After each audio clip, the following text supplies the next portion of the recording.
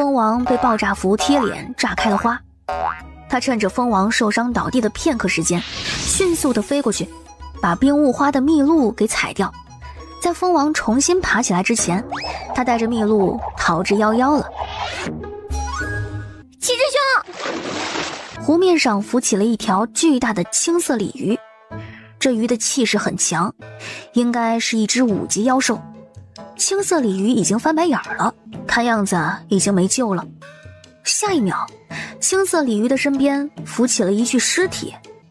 七师兄，你现在才回来，是打算见我最后一面吗？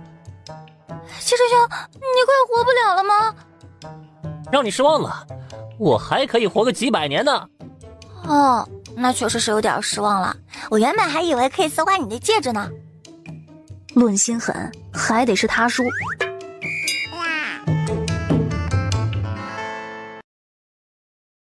季子卓从水里出来的时候，顺手把那条青鳞鲤给拖了出来，丢到了捡尸专业户叶玲珑的面前。啊，收好了。七师兄，这是5级的妖兽哎。就算是6级、7级、8级，杀掉了也都给你。谢谢七师兄，来，我给你治疗一下。就你那点治疗水平，在刚刚得到了质的提升。季子卓一愣，转眼看向叶玲珑。叶玲珑把他智斗蜂王的传奇故事添油加醋的跟季子卓说了一遍。小师妹，你怎么知道迷雾后面是个秘境呢？书中有记载。咱清玄宗的藏书楼也太厉害了吧，连这个都有记载。虽然但是叶玲珑口中的书指的是原著。小师妹，那他有没有记载我们应该怎么出去呢？没有。啊？哎呀，别慌，一定能出去的，不然怎么会有人能够记载下来呢？那倒是啊。不过这个地方危险程度太高了，接下来你可别任性，一定要听我的。好的。你在敷衍我。是啊。七师兄，你不觉得人生充满了未知才是最精彩的吗？一直跟你在一起，想不精彩都难呢。谢谢夸奖。其实我挺开心的。怎么说？这里即便是对于我来说，也是一个充满挑战、足够历练的地方。尤其是我来这里历练，竟然不是自己一个人，行走在外面那么久，终于有个人陪着我一起了。七师兄，我好像领悟大重生术第2层了。七师兄，辛苦你给我护个法，我要进入状态了。好的。叶玲珑坐直了身体，迅速地进入状态。他刚刚反复使用了很多遍大重生术，而且是在生死一刻紧急使用的，这使得他的法诀熟练度得到了极大的提升。在他领悟完毕，睁开双眼的时候，小师妹，我好像要领悟水系法诀的第3层了，劳烦你为我护个法。叶玲珑轻笑一声，点了点头。他手指轻轻的一点，他的身下越来越多的巨草长起来，将他的四周围全部包裹起来，叶子上还跳动着点点荧光，散发着生命的力量，是一个绝佳的修炼领悟场所。季子卓闭上双眼，迅速地进入了状态之中，直到第2天早上，他才睁开双眼。小师妹，起床了。不起。打妖兽赚大钱去了。噌的一下，叶玲珑坐了起来。现在就出发。七师兄，你看那边有个峡谷，峡谷里面好像有好多之前没见过的草木哎，会不会又有宝物啊？季子卓眉头一皱，感觉到前面情况不太对，里面好像有危险啊。那不就是有宝物吗？进去准没错。哎，小师妹，你等等我。两人刚刚进入峡谷里，一道震耳欲聋的兽吼声便骤然响起。峡谷里面有巨兽闹出那么大动静，外面却根本看不到。叶玲珑回过头去，果然看到了一个结界。七师兄，我们被当作猎物关进来了。哦，那我们去看看啥玩意儿，眼神这么不好，把我们当作猎物了。走，我们上去看看。叶玲珑说完，足尖一点，往峡谷的深处跑了去。是他，他来了，我们有救了！哎呦，快跑啊！他在识别记忆你的气味，一旦被他给记住了，他会一直追着你，直到你死掉为止。原来是在识别他的气味啊！这题他会。他迅速从戒指里掏出来一个用厚符纸包着的一大团东西，在那条银鳞巨蟒低下头闻他气味的时候，他掏出一张符纸贴在自己的鼻子上，然后把那团东西上面的符纸一撕。那一瞬间，他看到银鳞巨蟒的瞳孔瞬间增大，紧接着他迅速的后退，整个脑袋不受控制的轰的一下撞到了旁边的山体上。季子卓神速赶来，没有贴符纸的他整个人脸色都被熏青了。当时不是不让他捡这玩意儿吗？他竟然偷偷藏起来了。小师妹，快收起来！你使手，我要归西了。哎呀，我忘了给你贴尸位符了。看，我就说他有办法的吧，他一定能救我们的。喂，小姑娘，快看这里，10枚中品灵石，1张加速符，我们买8张，快卖给我们。成交。说完，他便朝着那个山洞飞了过去。倒霉蛋把40枚中品灵石交给了他。来，快把符纸贴上，1人2张，速度很快的。小师妹，你当心！叶玲珑和季子卓堪堪躲过这一击，再次遭到银鳞巨蟒的攻击。那个狭小的山洞已经没有办法躲藏了。大喜，他又要重新撞上来了！你们快跑吧，别管我了。2师姐和3师姐能跑掉已经很好的，你们不要再管我了。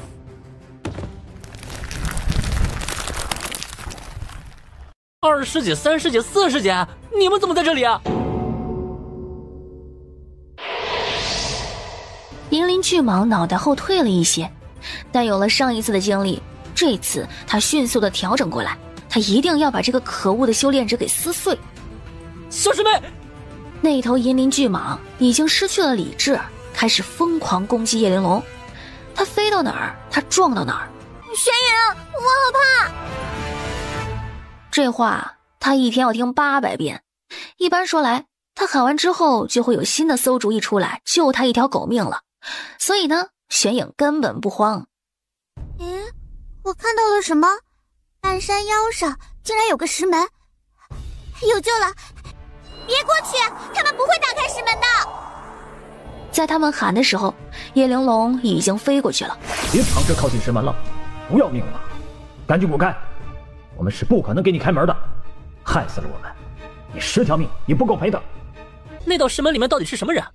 他们为什么不开门？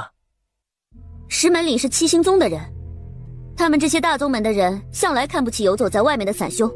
虽然我们是清玄宗的人，但也和散修没什么区别。所以他们宁愿眼睁睁地看着你们被撞死在里面，也不愿意开门放你们进去一起躲避。嗨，何止啊！本来那道石门是我们先发现提醒他们的，可万万没想到他们趁着银鳞巨蟒拖住我们脚步的时候抢先躲进去了。进去之后直接把石门给关上了。对呀，无论我们怎么哀求他们，都不愿意开门让我们躲进去。现在怎么办呢？因为小师妹在上面快撑不住了，要不让她飞我们这里来，我们一起帮她拦着吧。等着，我去把事情跟她交代一遍。说完，季子卓就飞了上去。柯信兰看了焦急不已，去跟小师妹说有什么用啊？小师妹才筑基，她现在都快保不住自己了。不行，必须要想个办法救救她。二师姐，你说，我们一定全力配合你。这宗门在原著里不是挺正派的吗？后来还有大女主叶荣月为宗门而战的热血情节呢。不行，今天这事儿他要是忍了，以后还怎么把清玄宗的名号给打出去？七师兄，我有办法收拾他们。哎呦！大师兄，他靠近石门了。你们在胡说八道什么呢？谢灵一走到石门的后面，凑到门眼上去一看，叶玲珑，你也有今天！哼，我就在这里看着你被银鳞巨蟒撞成肉泥，你等死吧！我绝对不会给你开门的。谢灵叶，打嘴炮有什么意思啊？你有本事就出来啊！叶玲珑，激将对我来说没有用，有本事你进来呀！谢灵翼大声嘲笑着，笑着笑着，他脸上的表情瞬间裂开。好的，我进来了。辛苦你专程到门口来接我，以后不用那么客气啊。你是怎么进来的？你瞎啊？刚刚没看清，我打破石门进来的。你这个石门是偷工减料了吧？这怎么轻轻一敲就碎了呢？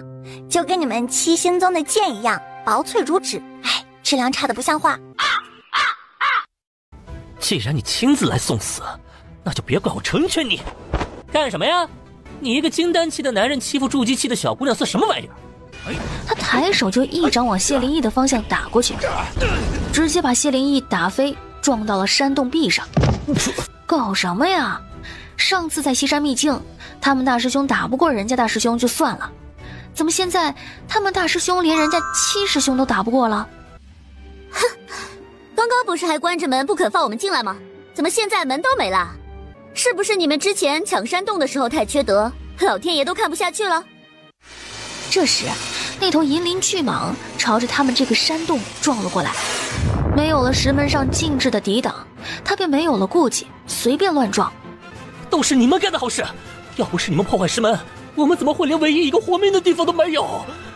让你们开门不开门，你们不让我们活，那就大家都别活呀。那既然不打架，那双方就友好约定一下，以这条线为界。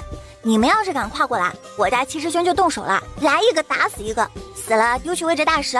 那好，大家井水不犯河水，你们也别想越界。若是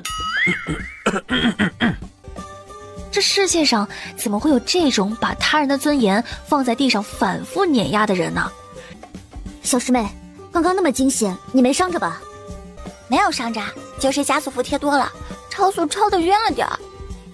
小师妹，你快吃了，这是我自己炼制，吃下去所有难受的状态都会消除的。这是冰雾花蜜做的，效果比起单喝冰雾花蜜好太多了。这是我刚刚收集到的冰雾花蜜，我不会炼药，这直接吃了也是浪费。听闻四师姐擅长炼丹，那就送给四师姐当做是见面礼吧。你怎么收集的？好大一瓶啊！啊，很大瓶吗？我就只来得及收集这么多了。你这个一瓶子的花蜜，我能用它炼制出至少上千枚的清心丹，太谢谢小师妹了，这礼物我很喜欢。三师姐啊，我听七师兄说你擅长炼器，这个是我在大金山外面的时候抓了许多金翅鸟，从他们身上炼出来的金，那送给你做见面礼。我之前就听东方兄说，外面有个很厉害的小姑娘抓了成百上千的金翅鸟炼金，原来是小师妹你啊！我当时听说的时候还羡慕疯了，没想到一转眼这金竟然到我手里了。这么多的金，够我给宗门里的同门炼好几套武器防具了。那就炼出来以后哪个最好挑哪个，剩下的用不上的，那就拿去卖了。成，我一定抓紧时间炼制，争取给你们每个人都换新的。身后的七星宗弟子都快听哭了，听听，这说的是人话吗？二师姐，这是我给你挑选的法诀，你自己看看哪本合适你。柯心兰一愣，接过法诀仔细一看，竟然是6、7层的法诀，这可是大宝贝啊！小师妹，你也太厉害了吧！咱清玄宗的人均配置算不上什么事儿，这次没准备特别的礼物，那下次看到好的再给你留。什么？你们清玄宗的人均配置也太豪华了吧？这不比什么七星宗隐月宫要来的舒坦呢？你是哪位啊？没听说我们清玄宗还有你这么一号人啊？啊，我就是个散修，我叫东方剑。正巧被迷雾云给卷进来的时候，遇到了你的3位师姐，跟他们同行的时候误入到这峡谷，被困在此。小师妹，东方兄是个好人，他曾多次照拂我们，不像有些人打着名门大派的旗号，做着丧尽天良的事情。叶玲珑点了点头。对了，小师妹，我们还没有正式介绍过自己呢。我是你2师姐柯心兰，这是你3师姐莫若琳，这是你4师姐花诗晴。小师妹，你叫什么名字？叶玲珑。好名字，以后咱就是一家人了。确实是一家人，马上就要死一块了，也算是一家团聚了。谁说我们马上死一块啦？多谢七星宗大师兄的提醒，我想到办法出去了。叶玲珑气定神闲的从戒指里掏出了一叠符纸，他将符纸分发给其余的5人，每人分了2张。一会儿我们要以最快的速度绕过那条炎灵巨蟒，冲到我们误入峡谷的那个入口上。可是那边有禁制，把峡谷入口给封了起来。所以我需要有人给我拖延时间，让我破解这峡谷的禁制。怎么拖时间？你说，我们配合你。哪用得着你们？身为修仙界的各门大派，七星宗的弟子啊，在危急时刻必定会挺身而出，拯救众生的。不要！别过来！你到底是什么怪物啊？身上怎么那么多奇奇怪怪的东西？我们真的知错了，以后见了你，即便是违抗大师兄的命令，也一定会给你开门的。这个时候你竟然把责任推卸到我身上，你给我把话说清楚，是我把他们拒之门外的吗？其余的10几个弟子齐齐点头。哦，原来你是主使啊！那行，最大这块跟你粘上，一会儿跑快点啊！在季子卓的暴力胁迫之下，七星宗每个弟子的背后都贴了一块臭气熏天的妖兽尸体。好了，准备完毕，列队站好，保持秩序，挨个出去啊，不要插队啊！神他妈的不要插队啊！下一秒，谢灵翼便被叶玲珑一脚踹了出去。叶玲珑，我做鬼也不会放过你！下一个，走你！叶玲珑回过头，一人给一脚，把七星宗弟子全部踹了下去。趁现在，我们快飞到入口去！其他人迅速地跟随叶玲珑穿过峡谷，飞往入口处。时间一点一点过去，叶玲珑在入口的4周围画了无数道符文，画得她嘴唇发白，脸上冒汗。花诗情见此，不要钱似的往叶玲珑的嘴里塞丹药，给她补充灵力和体力。叶玲珑也给自己贴上了灵气符，不让自己灵气枯竭，导致身体支撑不住。七星宗弟子陪着大蛇玩了一整个下午。在夕阳最后一抹余晖从大地上消失的时候，叶玲珑双手握紧了玄影，运转全身所有的灵力，全力一跃跳起，抬手往入口处劈了上去。轰的一声巨响，整个峡谷疯狂地震颤着，动静大得吓人。只见叶玲珑真的在入口处劈开了一道狭小的口子，成了，他们得救了。那一刻，七星宗弟子比清玄宗弟子还要激动。此时，站在阵法外面的叶玲珑看到七星宗弟子已经全部逃了出来，把这个峡谷的入口重新给补牢靠了。他还好心的在峡谷入口旁边写下一行字，提醒后来人：闯入者死。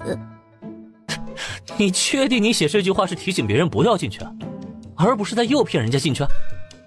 叶玲珑眉头一皱，掏出了一张符，啪的一下贴在了他脑门上。虽然他说的很有道理，但他不爱听啊。好啦，既然大家都已经安全出来了，那我们就该好好的算个账了。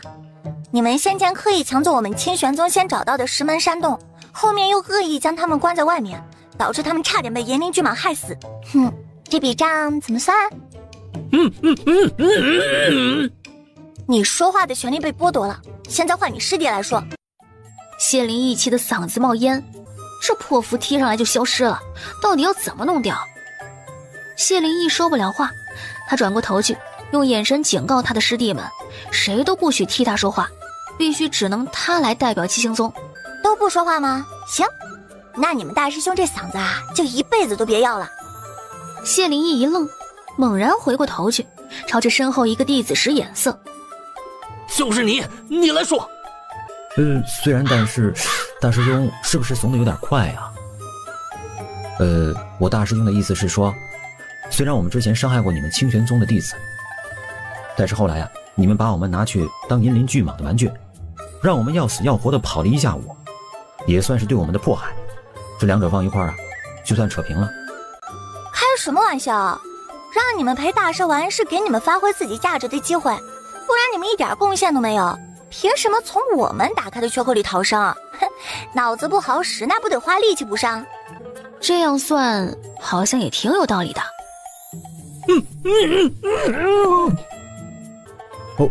我大师兄的意思是，那你们要什么赔偿呢？以放屁二字嘴型作为开头传递话语的谢灵义一脸问号。虽然七玄宗弟子的命很值钱，但你们七玄宗弟子啊太贫穷了，也没什么能够拿得出手的东西，我就收你们1000中品灵石的精神补偿费吧。谢灵义更激动了，他一边做着嘴型，一边伸手指向叶玲珑，怒斥他贪得无厌，骂他异想天开，他一个子儿都不会给的。那七星宗的弟子看到谢灵义暴跳如雷的样子，犹豫了片刻。我大师兄的意思是，能不能少点？那行吧，我也不为难你们。既然你们穷得那么可怜，那灵石我就不要了。你们给我赔礼道歉，并且写下忏悔书，阐明自己的错误以及悔改的决心。所有人都签赞手印。写道歉书，这可比赔偿1000块中品灵石很多了。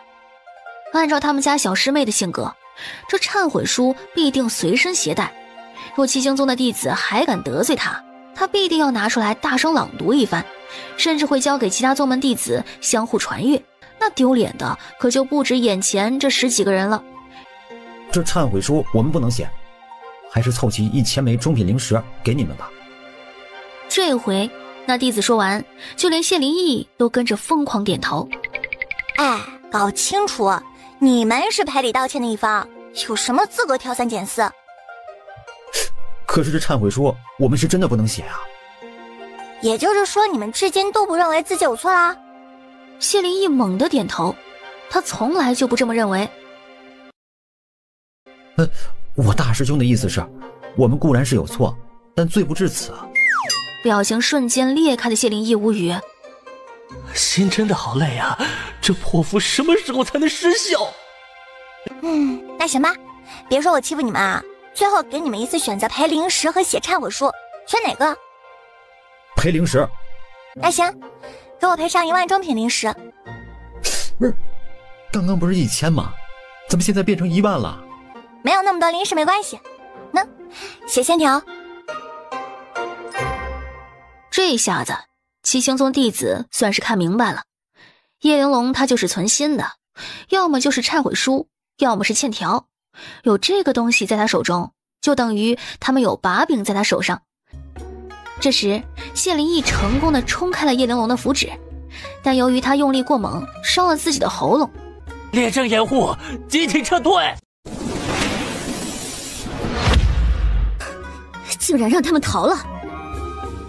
哎，这谁能想到七星宗的祖宗们苦心孤诣的创造出一个剑阵供弟子逃跑呢？上次欺负七师兄，这次欺负3位师姐，绝不可能让他们就这么算了。反派就该有反派的样子，必须让他们生不如死。小师妹，难道你有办法？小师妹，这是什么东西？这是我做的追踪盘，之前给谢灵义贴加速符的时候，在他身上偷偷多贴了一道追踪符。没想到现在还真是给用上了。还是你想的周全。在那个追踪盘的带领之下，叶玲珑他们几个很快就找到了谢灵义他们。大师兄，这女人实在是太歹毒了，我们今天被欺负的好惨呐。今天这个仇我记下了，今后我们再遇见他们，一定不能轻易让他们好过。我谢灵义发誓，此仇必报。我刚刚听说你要报仇，我这不是怕你等久了加快脚程赶过来的，你没等着急吧？人前打不过，还不准人后放个狠话吗？你别过来啊！你不是要报仇吗？那也不是现在啊！啊，这仇你还打算留着过年？他关你什么事啊？你能不能不要出现在我面前？那你还报仇吗？君子报仇10年不晚，那都是屁话。真正有用的人啊，这仇一般呢都是当场就报。哎，你不会不报了吧？你刚刚可是发过誓的。不好，他们又想逃跑。剑阵生效，他们又再次消失在了叶玲珑几个人面前。怎么办？要去追吗？不追，现在天色也将要下来了。咱们今天在炎灵巨蟒的峡谷里面死里逃生累了一天，也该休息休息了。先让谢灵义他们多跑几圈，咱们吃饱喝足休息够了，明天直接抄直线去抓他们。你说的对，他刚刚肯定被我们吓到了，今天晚上绕圈必定更加努力，不绕到天亮是不会罢休的。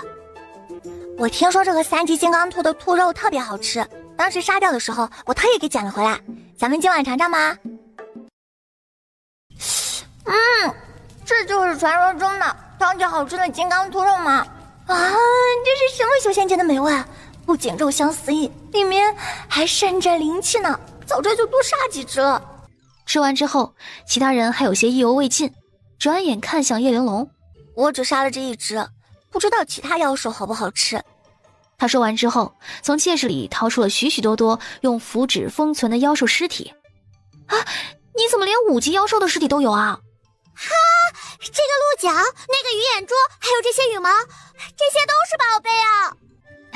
小师妹啊，我们帮你一起处理这些妖兽尸体吧，不然都这样堆积着太占位置了，而且也不方便使用啊。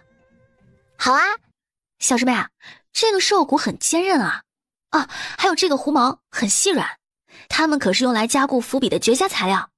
我帮你把你那只画符的笔加固一下吧。好，谢谢三师姐。嗨，客气什么呀？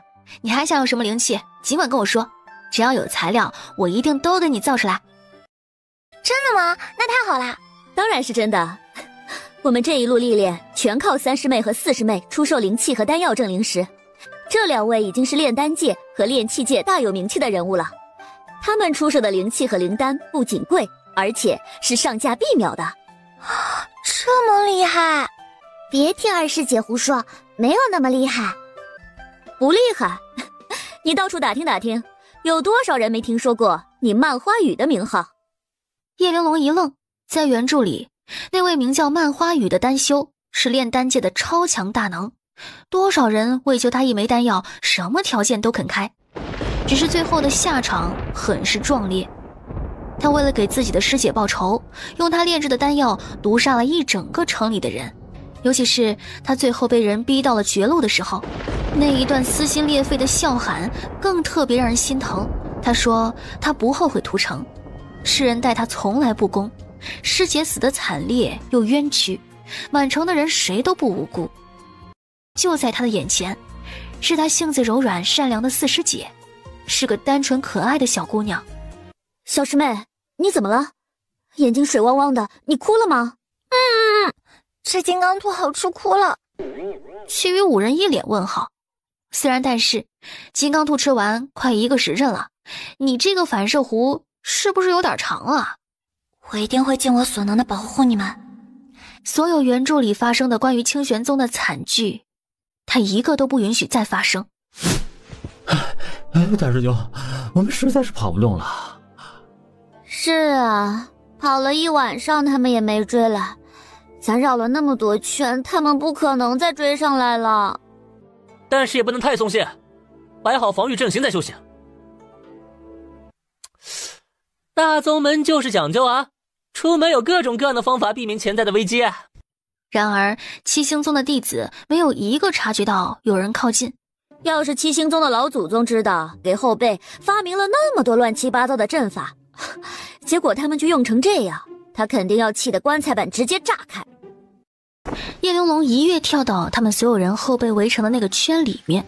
来，到我这个位置来。不好啦，出大事啦！啊，发生什么大事了？叶玲珑他们找到我们了。他在哪里？没看见呢。我在你们身后啊。瞬间他们被吓到惊声尖叫，3尊一盘散沙，迅速逃开。都到我身后来！你们如此苦苦相逼，简直欺人太甚了。你们当时抢了我们求生的山洞，不也是欺人太甚吗？可你们不是没死吗？用得着这么计较？你们现在不也没死吗？这么生气做什么？可你们再这样下去，我们说不定真的会死人的。那就死啊！我会在乎你们的性命吗？谢灵义气疯了，一天一夜的不眠不休，让他变得暴躁又冲动。士可杀不可辱，是时候结束这场荒谬的追逐了。要不是他的师兄一直保护他，他早就不知死了几百回了。然而铮的一声清脆声响，叶玲珑再一次斩断了谢灵义手中的剑。谢灵翼看到手中的断剑，心中的恨意疯狂的汹涌，运转全身的灵力与掌心，准备倾尽全力一掌打死叶玲珑。叶玲珑这一次依旧没有后退，他掌心捏出一个剑诀，招天神剑诀，犹如奔腾海浪一般的剑气在顷刻间全部倾泻而出，打在了谢灵翼的身上。大师兄，大师兄，快把保命符拿出来用吧。我不用，不就是一个筑基期吗？不就是修仙界最差的清玄宗吗？我绝不会向他们低头的。其中一个七星宗弟子已经趁他没有防备，偷偷的去翻找他的保命符了。他不过就是仗着我受伤，有本事……谢灵翼话都还没说完，他的那张保命符就被他的同门撕掉，而七星宗其他弟子迅速的摆好阵法。小师妹，你刚刚的剑诀也太厉害了吧，好帅啊！你竟然越阶打败了金丹期的谢灵翼。小师妹，你又进步了。七师兄，我的修为还是太低了，如果刚刚我到了筑基中期，谢灵翼就跑不掉了吧。七师兄，你这么一提醒，我想起来你的水系7层法诀在第3层好多久了吧。他为何要嘴贱说这一句啊？七师兄，从今晚开始你别睡了。大师兄，不对啊，保命符除了可以送人离开之外，还可以在短时间之内迅速给人一次治疗的，帮助人恢复身体啊。大师兄用之前都没昏，怎么用完就昏了呢？哎，我好像看到荣月师妹了。谢灵翼嗖的一下睁开眼睛，坐直了起来。荣月她在哪儿？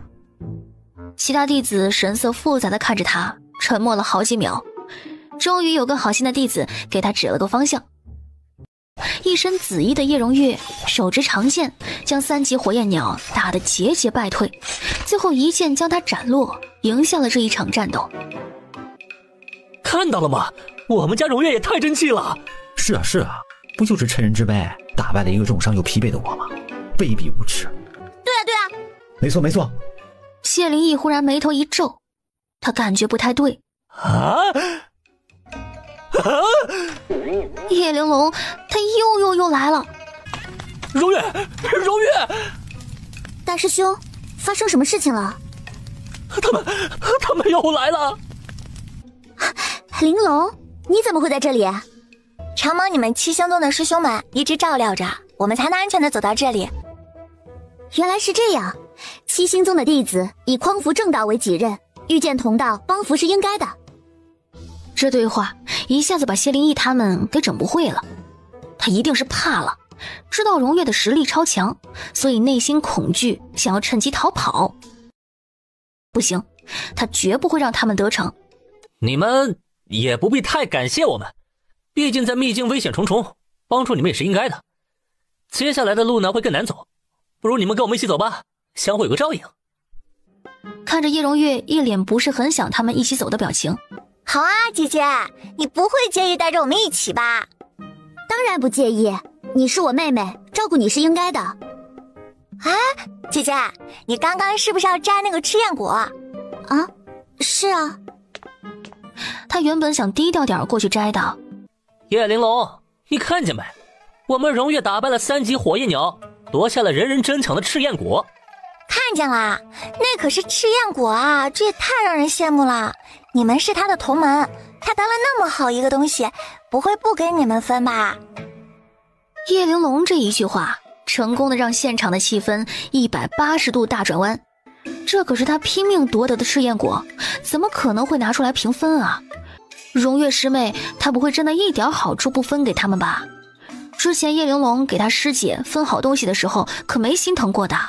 为什么我不是七星宗的弟子？这样我也就能分了一些了。我太羡慕你们了。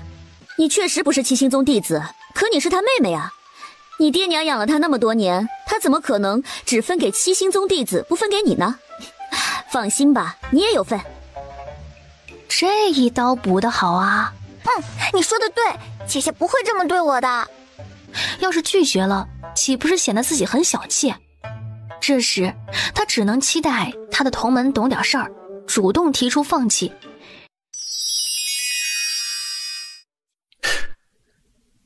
这赤焰果是荣月所得，他在辛苦战斗的时候，你们却也什么都没做。你们没有资格跟他分享赤焰果。你是谁啊？我们七星宗的事情你有什么资格管？来了来了，一场舔狗和男主之间的相爱相杀的年度大戏，它终于来了。大师兄，你不要这么说话，他是我的朋友，这一路上一直是他在照顾我。啊，原来姐姐一直有人在照顾啊，那谢师兄岂不是白担心了一路？是啊，我担心了你一路，就怕你吃苦受罪。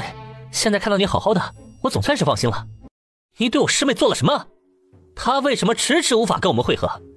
你别狡辩，七星宗门派是有特殊手段寻找同门的。叶荣月脸色一白，他其实是故意不跟他们会合的。大师兄，这和玉晨没有关系，是我被迷雾云卷进来的时候，联络玉诀丢失了，所以才没有办法和你们会合的。荣月，你为什么开口闭口就为他说话呢？就连这样的谎言都为他撒。玉诀丢失，长时间离开七星宗弟子身上是会自毁的，但是我们这边没有看到你的玉诀自毁的消息。平时也没见他这么聪明呀，可能这就是爱的力量吧。你说，你跟着我师妹到底居心何在？你若不说，我们便对你不客气了。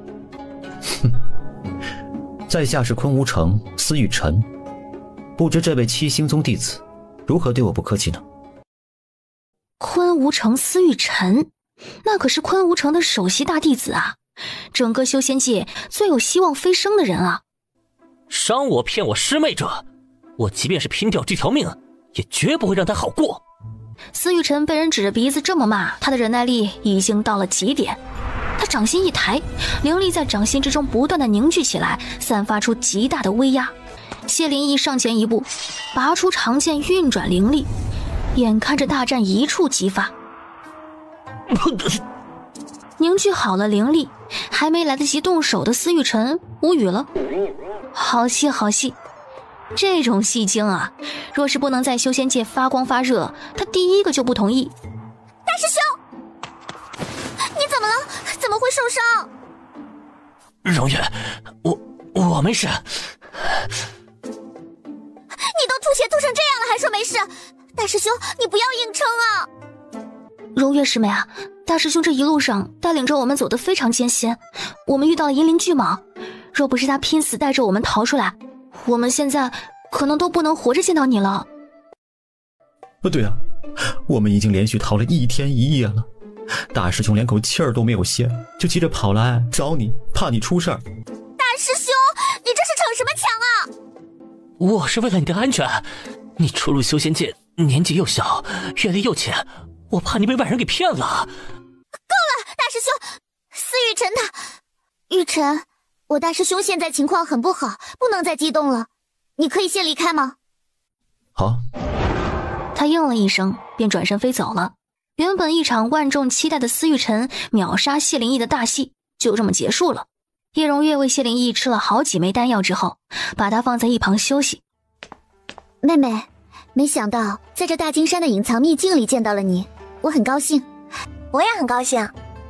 不但免费观看了一场叶荣月爱慕者之间龙争虎斗的一场大戏，而且谢灵翼还赶跑了司玉晨，剩下他们这些七星宗的人没一个能打的，他又可以轻松的拿捏他们了，这能不高兴吗？妹妹，我听说你得了一本法诀，叫凤凰神火诀。叶玲珑一怔，他是怎么知道的？叶荣月是不是还有什么隐藏的宝贝，原著中没有描述的？妹妹，你也知道我是火系丹灵根，你能不能把它借给我看一看？我只是看一看，这对你没有什么损失，而且作为感谢，我送你1枚灵果。1枚灵果换一次观看至高法诀的机会，叶荣月他怎么那么会做交易呢？看到叶玲珑的同门一个个被震惊到了的样子，叶荣月心中一喜，不过是1个灵果而已，竟然激动成这样。妹妹，你我姐妹一场，情分摆在那里那么多年，这样吧，1枚太少，我给你10枚，10枚交换我看你的凤凰神火诀1次，你血赚，我也心甘情愿，如何？萱萱，我不换。为什么？你还嫌少？不是嫌少。姐姐，那种普通的灵果啊不好吃，我喜欢吃这种。叶玲珑说完之后，从戒指里掏出了一枚赤焰果。你怎么也会有一个赤焰果？路上摘的。刷刷刷的把他手里的赤焰果给切开了。这么宝贝的赤焰果，他竟然随手就切开了，不等突破的时候再拿出来用吗？走了那么久，大家都累了啊，来吃个赤焰果解解渴。叶荣月站在那里，整个人都震惊麻了。到底是他疯了，还是他们疯了？一个敢分，一群敢吃，就没觉得有什么不妥吗？这又不是苹果呀！你们不可以逼迫荣月，他好不容易得个赤焰果，你们谁都不准觊觎。叶玲珑又不是第一次分东西了，你们这么大惊小怪干嘛？看了那么久还没有看习惯吗？是啊，叶玲珑不是头一回分东西了，而荣月师妹也不是头一回得了东西自己藏了，习惯就好。叶荣月再一次浑身僵住，说实话，他没有被谢灵翼的这番话给安慰到。啊，谢师兄，你的伤是好啦？还没。呀呼！看你面色红润，眼神有光，看样子已经好的差不多了。那我们接下来把没谈完的正事谈一谈吧。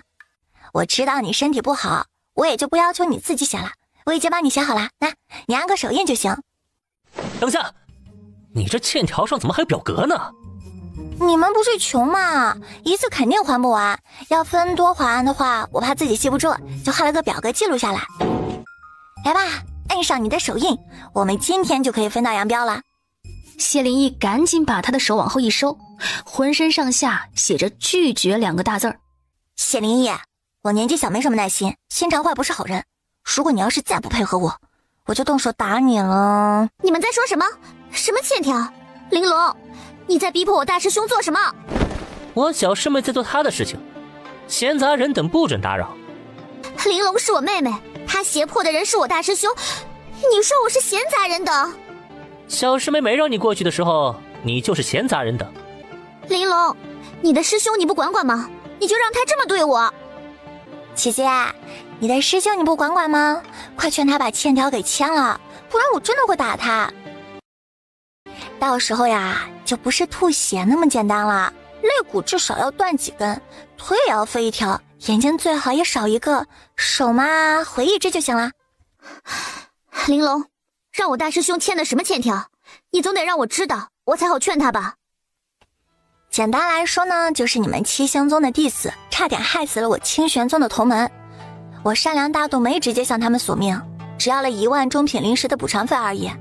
他们给不出来我也不强求，写个欠条未来我慢慢收。玲珑，你这未免也要太多了，人心不足蛇吞象，你别摊到最后什么都没有。听姐姐一句劝，100枚中品灵石，这事儿就算了吧，反正你们也没有死啊。姐姐，我们出门给叫花子打赏都不止100枚中品灵石，清玄宗弟子有钱且命贵，我这可都是看在你的面子上，才没让你们七星宗的弟子直接偿命的，你说是吗？谢师兄。树枝划破了谢灵翼的脖子，鲜血一滴一滴的往下落。叶玲珑，你未免欺人太甚，你若再伤我大师兄，就别怪我不客气了。好啊，那就别客气啊，动手啊。那就请清玄宗的师兄讨教了。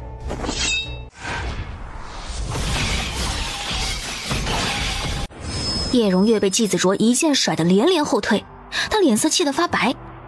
荣月，你没事吧？我签！这件事情我一人做事一人当，绝不能连累荣月为我受罪。谢师兄，你说的是真的吗？听到没？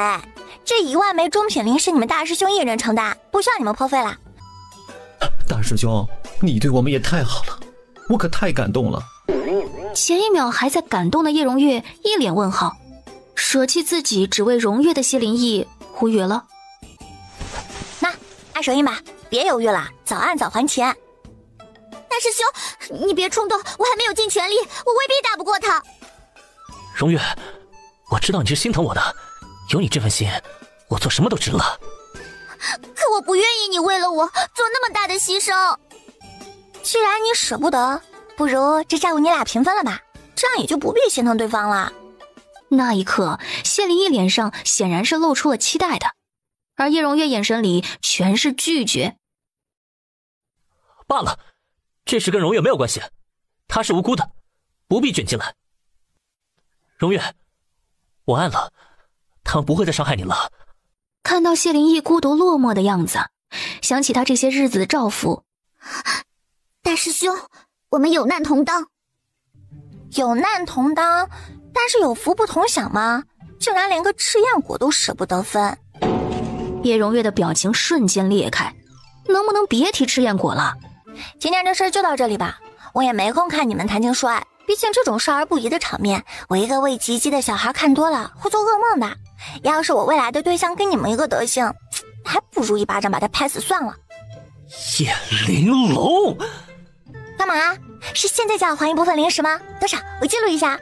拿出来啊！不会一个都没有吧？切，这么穷酸谈什么恋爱？有空多搞钱不行吗？谢灵翼要被气疯了，他从戒指里摸出了500个中品零食，丢到了叶玲珑的面前。拿去！你给我滚！哟，不愧是西江，500零食你丢出了5万零食的气势。叶玲珑蹲下身，捡起地上零食，然后在欠条的表格上记了一条。你呢？你要还多少？他掏出1袋子零食递给叶玲珑。1000个。好，那我记好了，你要检查一下吗？不要。收了钱我心情不错，免费赠送你们一句话。不需要。既然你们都不想听，那我就说了啊。姐姐，其实我想不通啊，你看上谢灵翼哪点儿？他实力不如你，还的零食还不如你多。叶荣月气到脑袋发昏，想也不想就反驳。我压根儿没看上他好吗？对不起，大师兄，我不想说的那么直接的，都是叶玲珑，他害我，你别生气。姐姐，你也不用这么哄他，要不是他妒火中烧赶走了司玉晨，你也用不着受我这鸟气啊。说起来还是他欠你的比较多。是啊，司玉晨不走，他根本不需要被欺负成这样。司玉晨若知道了，一定会感谢他的，毕竟他为推动男女主感情做出了重要贡献。跟叶荣月他们分开之后，叶玲珑他们6个人朝着秘境更深的地方走了去。怎么了？怎么了？哎，你们看那边的树，不止那边，还有这边，这些全部的树都这样。只要他们摘下任何一棵树上的灵果，一整片林子里其他树上对应位置的灵果就会消失。这种感觉就像是这一整片林子里就只有一棵树，其他的树都是这一棵树的影子。就在这时，叶玲珑忽然感觉到身后有个什么东西碰了他一下，他猛地回过头去，然而身后什么也没有。叶玲珑把头转回去，像是无事发生一样，继续伸手去摘树上的灵果。小师妹，这林子大有问题啊，你还要摘灵果吗？七师兄，天塌下来我也要摘这灵果，即便它是个陷阱，我们现在也跳进来了不是？既来之则摘之，不然会辜负了人家的一片心意的。对呀，要是来的人发现这棵树不对，立马停止了采摘，那设置陷阱的人不就空手套白狼了吗？咱来都来了，先让他血亏一笔再说。于是他们一行6人手速极快地把整棵树的灵果全部摘了个精光。采摘的过程中，叶玲珑的后背又被人碰了好几次，但他就跟神经粗没感觉到似的，头都不回，只管摘他的果子。叶玲珑感受到了空气中的风动，抓到了身后碰他的东西，迅速地挣脱逃走了，竟然是一只雪白雪嫩的小人参，整个身体胖嘟嘟的。胖头萝卜啊，你生气的样子还怪可爱，对，就是这样气鼓鼓的。哎，保持这个状态啊，我很喜欢。这世上怎么会有这么可恶的小孩？早知道刚刚就换个人戳了。雪灵果，天哪，那里竟然有那么大一颗雪灵果，而且还是生了灵智的。谁这么有想象力啊？给这胖头萝卜取了个这么不符合形象的名字，叫雪灵果。喂，胖头萝卜，我数3秒，你赶紧跑！你要是跑慢了，我就去抓你回去炖汤啊！原本是想跑掉引诱他们去追的雪灵果一阵无语，雪灵果气得不想跑，可任务在身，不得不跑。于是他冲着叶玲珑做了个生气的鬼脸之后，一个转身拔腿就跑。他跑了之后，叶玲珑还真就跟着他跑。雪灵果偷偷一笑，这愚蠢的人类马上就要为自己的狂妄无知付出代价了，超开心的。他们跟着那雪灵果一路狂奔。小师妹当心，前面有幻境！小师妹，前面的幻境很厉害，我能感觉到，但是一时半会儿可能破不了。二师姐，那你有没有办法能标记出幻境的界限？有。柯心兰在掌心上捏了一个法诀，迷雾越稀薄的地方离幻境越远，迷雾越浓稠的地方离幻境越近。可恶，以那个小破孩为首的那群人竟然识破了他们的陷阱，这是他在这里这么多年遇到的最讨厌的一群人了。他们不但摘完了他们辛辛苦苦长了好多年的果子，害得他们损失了一大笔，现在还不肯跳进陷阱里来，导致他们平白血亏。小师妹，现在我们该怎么办？见好就收，果子摘完已经不亏了，我们走吧。雪灵果这一下子急了，不行，摘了那么多票就没亏过，这票也不行。于是雪灵果气得从幻境里跑了出来，冲到了叶玲珑他们前面。你是打算叛地投诚啦？叛你个鬼！我是在用生命引诱你，我今天必须要拿下你！踹了他的膝盖一脚，然后迅速的溜走了，快得让人一下子没反应过来。叶玲珑被他给气笑了，他都打算放过他了，他还敢来挑衅。胖头萝卜，我给你3息时间，你赶紧跑，3息之后我就来抓你喽。雪灵果一看这人果然记仇又贪婪，他控制不住自己的欲望了，他要成了，他高兴地飞起。3、2、1。叶玲珑话音落下，从戒指里掏出了一把机关符枪，这是他画了设计图，让三师姐给他亲手打造的。叶玲珑一连按了好多发，每一发打出去都很精准。但胖头萝卜虽然胖，他实在太灵活了，他一枪都没打中。他掌心一抬，绿色的荧光在迅速的聚拢，大重生术。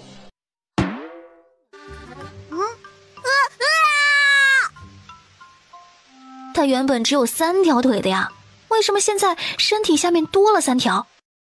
突突突，3发全中，完美。然后他凭空画了个符，符文和雪灵果身上的符文相吸，将雪灵果一步步从幻境里拖了出来。世上怎么会有你这样的坏人？你对我做了什么？我为什么会长那么多条腿？呀，原来你会说话。我当然会，我只是不屑于和你们这种愚蠢的人类交流罢了。那你马上就要成为愚蠢的人类的盘中餐了。你不会真的要吃了我吧？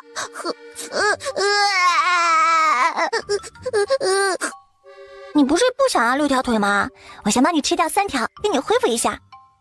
不行，万一你吃错了真腿怎么办？那你适应一下假腿当真腿用啊，以假乱真不也是一样吗？不一样，你真的好坏呀！你是我见过最坏的人。刚刚是谁那么嚣张啊？一次又一次引诱挑衅他的，放过他一次，他还不知足。忽然间，一把利剑从幻境之中飞了出来，又凶又狠地朝着他刺了过来。小师妹，当心！这剑来的时候是带着杀气的，这人来者不善。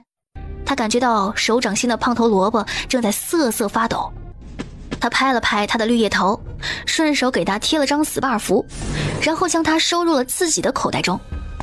幻境之中走出来一人，他面容冰冷，目中带着杀气，身后还跟着好几个隐月宫的弟子。把雪灵果交出来！凭什么？既然你们不想活了，那我也不必废话了。杀了你们，雪灵果一样会到我的手中的。都说隐月宫是名门正派，你却张口便要杀人夺宝。隐月宫当然是名门正派，只要你们全死了，杀人夺宝这种恶事就算不到隐月宫的头上了。反正都要打，不如先报个名号。没必要，你们这种散修，不配知道。我是怕你不知道我的名号，到死都不知道是谁杀的你。就凭你们？对啊，就凭我们。偃月宫，柳元旭。清玄宗，叶玲珑。清玄宗，没听过。那你现在听过啦？而且从今天开始，你将会铭记这个宗门。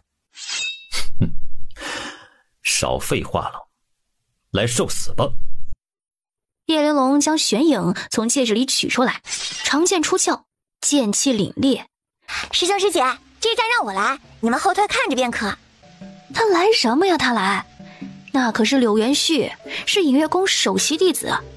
他跟七星宗、昆吾城、烈阳殿其他3大门派的首席弟子并称下修仙界最强弟子。他们几个正着急着，怕小师妹冲动的时候，最了解叶玲珑的季子卓最先看到了叶玲珑背后贴着的那张小小的符纸。既然小师妹要单独对战柳元旭，那我们退远一些，省得影响了他们战斗。好家伙，小师妹这副英勇的模样，差点连他们也骗过去了。他们配合的集体后退了非常多，并且从戒指里摸出了一张跟叶玲珑一样的符纸，贴在了身上。最强神剑诀！叶玲珑大喊一声，灵力运转，捏起了一个法诀，将玄影送了出去。他刚刚喊的什么鬼东西啊？这不是招天神剑诀的法诀呀？他又玩什么鬼把戏？等等，被叶玲珑送出去的玄影这时才注意到，眼前的对手竟然是个超强大的元婴期。他下意识地回头看了一眼。玄影，你已经是一把成熟的剑了，你应该要学会自己战斗，为了保护你的主人而战至最后，英勇不屈。去吧！去你大爷的豆芽菜！哼，想跑？柳元旭迅速地朝着叶玲珑他们几个人追了上去。这时玄影一个回旋，重新甩回到了他的前面，再一次给豆芽菜拖延了时间。这把剑有点意思，难道是生了剑灵？让我看看你是个什么东西！你这愚蠢的人类，老子除了是剑还能是什么东西啊？哎，等一下，喂，把脏手拿开，别碰我！救命啊！他毫不犹豫地带着大家跑进了幻境里面。醒醒，醒醒！再不醒，你这样就被拿去炖汤了。你看到刚刚那个人了吗？你之前是不是算计了他？是啊，他比你傻多了。不过他是怎么出来的？他不是被困在里面了吗？他是傻但能打，你这破幻境困不住人家，导致我们现在被他追杀。那怎么办？这不是你的地盘吗？哎，有没有什么地方可以困住他？带我们去啊！哦，好。等一下，我干嘛要救你们？师姐，拿刀架火烧水炖汤。等，我知道有个地方。追上来了，快跑啊！哎，老子还没跟上呢，跑什么跑？叶玲珑回头看到了玄影飞过来的身影，松了一口气。还愣着干什么？跑啊！他在我后面呢。于是叶玲珑一行人开始了新一轮的逃亡。胖头萝卜蹲在叶玲珑的肩膀上，给他指方向，这边，那边。就是这里，往前面跳，一定要跳！叶玲珑纵身一跃，跳进了一团迷雾里面。继续跑，不要停！这里不安全，这不是我的地盘。于是叶玲珑他们只能继续往前跑。跑着，忽然看到一个树上挂着许许多多的茧。胖头，那个茧怎么还会动啊？是里面的蝴蝶要孵化出来了吗？不是，是里面的人还在挣扎。柳元旭已经追进了这个山谷里，正杀气腾腾地盯着他们。大师兄，救命啊！我们在这里，快来救救我们！这里面关的竟然是隐月宫的弟子。叶玲珑他们路过那棵挂满了茧的树，继续往前冲，而柳元旭竟然直接路过那棵树，头也不回地继续追他们，根本就不管同门师弟的死活，够狠的。眼看着柳元旭马上要追上他们，胖头萝卜大喊道：前面那片花丛看见了吗？跳进去！叶玲珑不疑有他，直接跳进了花丛里面。胖头，接下来我们要往哪儿跑？已经到了，不用跑了。啊，你是说他们进不来了吗？不是，你感受一下自己身体有什么变化。叶玲珑认真的全身感受了一下，然后露出了一抹惊讶的表情。胖头，我的身体没有任何变化。胖头萝卜沉默了一下，然后问道：你不会才筑基期吧？收起你那个才字，筑基期难道不强吗？胖头萝卜又沉默了一下。小师妹，我的身体有变化，我修为被压制了，现在只有筑基期啊。这事儿我说。柳元旭他们几个人闯进这一片花谷的时候，看到的便是叶玲珑一人当先，站在前面等他的模样。他连剑都不拔，直接冲上去找他。谁知这一次叶玲珑不躲不闪，而是提着手中的剑朝着他攻了上来。他怎么忽然变得那么勇了？直到叶玲珑的剑挥到他的面前，他抬手一挡，却被剑划伤了手臂。他才发现他的修为竟然被压制了，现在自己也变成了筑基期。大胆柳元旭，你一个小小筑基哪里来的勇气空手跟我打？哎，拔剑吧，你现在已经获得了挑战我的资格。找死！只见两人长剑相碰，发出了清脆的声响。叶玲珑战意满满，剑招流畅，在柳元旭面前越战越勇，越打越凶。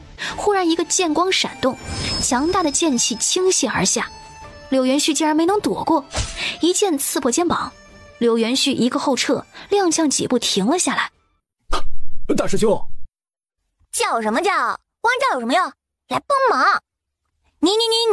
你们几个全部一起上，让你们见识见识什么叫做修仙界第一筑基。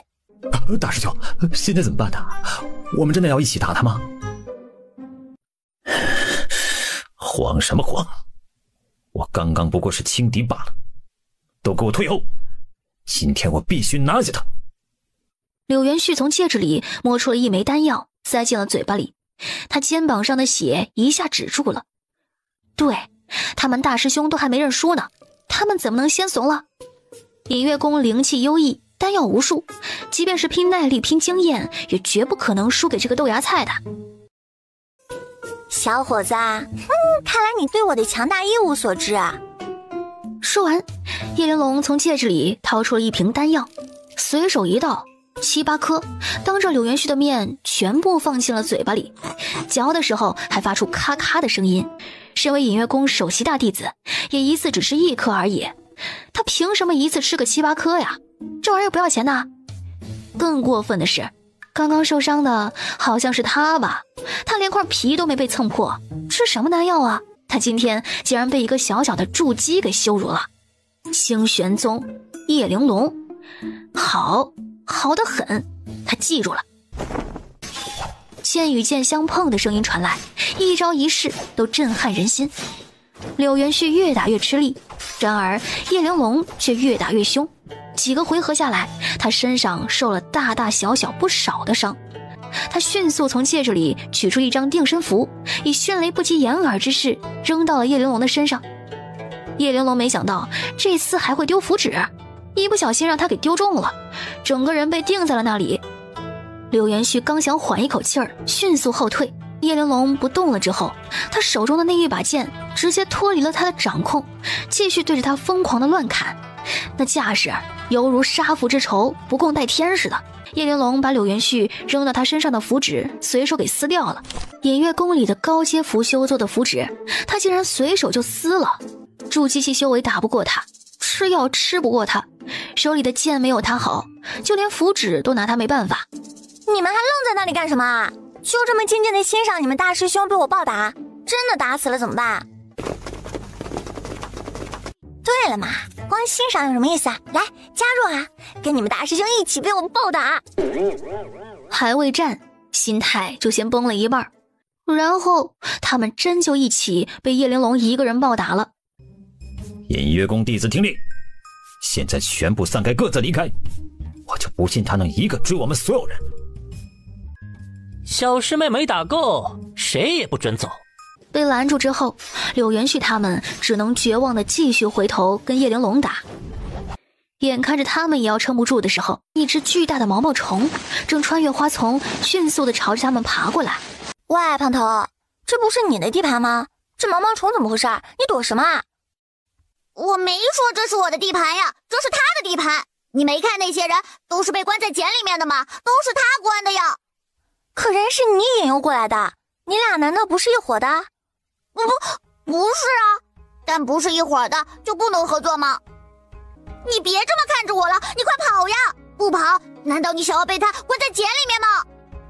你给我解释清楚，这到底是怎么一回事？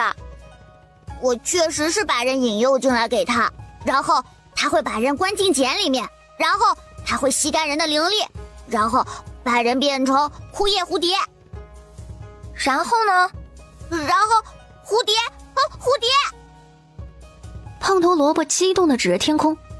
叶玲珑回过头，还真的有一只蝴蝶飞了起来。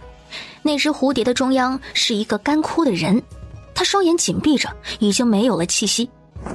很快又有一只蝴蝶飞了起来，一只又一只，足足有9只那么多。快跟着这些蝴蝶，圣溪之门打开了，我们快进去！于是叶玲珑头也不回的朝着蝴蝶飞去的方向飞了过去。大师兄，救命啊！柳元旭却像是没听到一样的，只管去追叶玲珑。为了加快速度，他也从戒指里找出了一张加速符，那是他花重金买的。而他的那个师弟被甩在了后面，被那只巨型毛毛虫一个吐丝包裹进了茧里。眼看着柳元旭就要被毛毛虫吐丝给捆住的时候，他从戒指里取出了一根绳子，套住了飞在最后面的花诗晴。找死是吧？叶玲珑直冲柳元旭跟前，而季子卓则赶紧挥剑去斩断毛毛虫的丝。叮的一声清脆声响，季子卓的剑顷刻间被弹了回来。这丝线好厉害呀！让我来！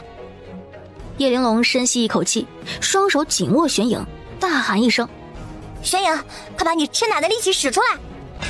铮的一声响，雪白又坚韧的丝被斩断。柳元旭和花诗晴身体一松，迅速地飞离了那只巨大的毛毛虫。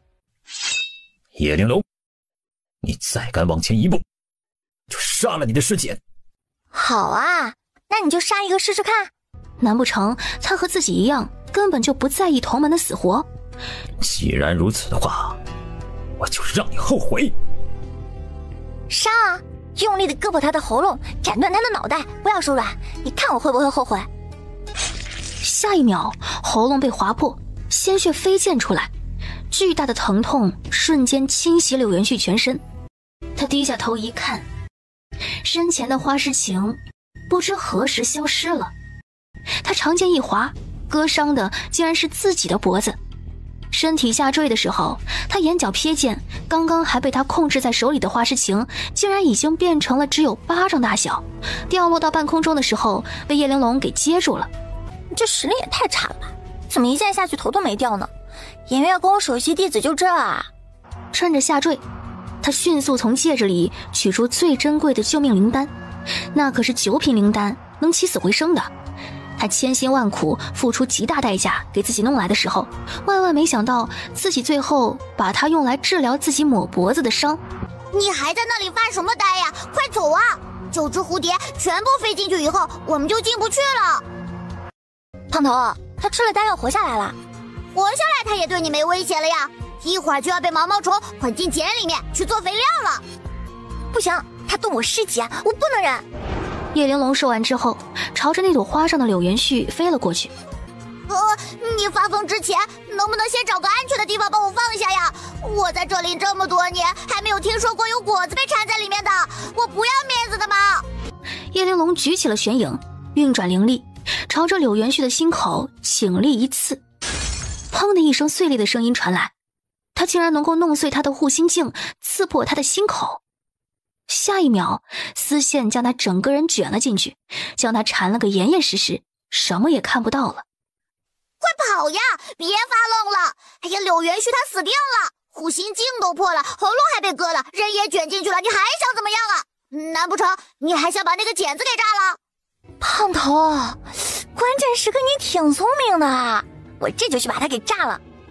突突突，轰轰轰，简被威力巨大的爆炸符给炸出了一个小小的缺口。于是他对着缺口继续往里面扫射，那个简里里外外都被炸得黑漆麻乌的。